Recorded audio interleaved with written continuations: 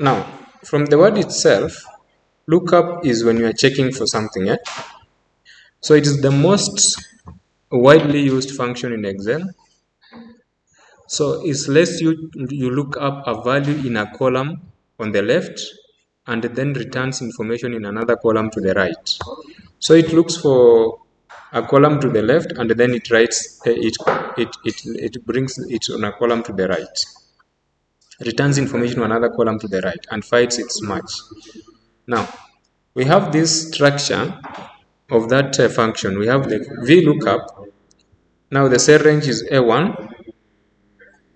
We want to look at the A1. Then what do you want to look to for? Now this is A1. Then BC, where do you want to look for it in B and C? Then if you find it, how many columns to the right do you want to get? Now this one gives us the number of columns that you want to give to the right. That is 2. Now do you want the exact or approximate match? Now this one will tell you either the exact or approximate match. If it's an approximate match, is then false. Well, if it is the exact, then it brings true. Now let's look at this example here that we have been given here. Now in cell D22, we have this D and then 22 here. Enter is equals to, let me just enter, Vlookup, then C22, then comma, C17, then D20, then comma.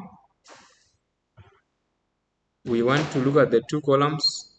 Then after that, it returns what we are calling what? The false denotation. Now, we have just entered this formula here. We are looking in which, what are we looking for? C22. And what is C22? C22 is we are looking for apples. We are looking for apples in this range from C17 to D20, right? We are looking from C17 here to D20 here. We are looking for apples. Now, how many columns do we return? We are looking. We are find columns. How many columns to the right do you want to get the value? We want to get the value 2 columns. Now, if it is false, then it is the exact. If it is not the exact value, but if it is true, it's also tells us it's also an exact value. Okay, so the correct answer for apples is 50. Vlookup looked for apples, found it, then went over 1 column to the right and returned the amount. So we are looking for the amount here. We looked for apples, yes, we found it here, and what's the amount? 50, right? So it looks up to the right and then it returns value to the left. How much does it cost for an apple, right? Now let's try here. We are looking for pork. Now we'll look at is equals to Vlookup. Where are we looking up for? What are we looking up for? We are looking for pork. That is F22. Then from which range? We are looking from all this range, right? Then how many columns? 2 columns.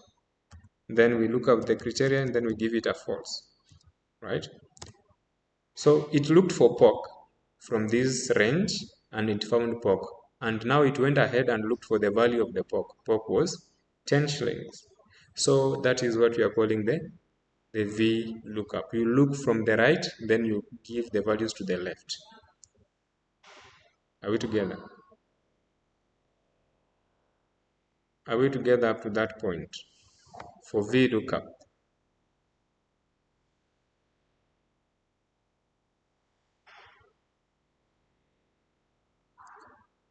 Yes. Okay, fine. If that is then okay, then we will go ahead, but we will go ahead and look for what we are calling Vlookup and NA. But before that, I want us to use the data that we have that I gave to the group, and then we do VLOOKUP. Let me just check on it, the data here. We will look at the VLOOKUP. We will look for prem, the last data that we have, prem. Can you do a VLOOKUP for that, for his English marks, for his English marks? Let me just type in the chat button, prem lookup for English marks.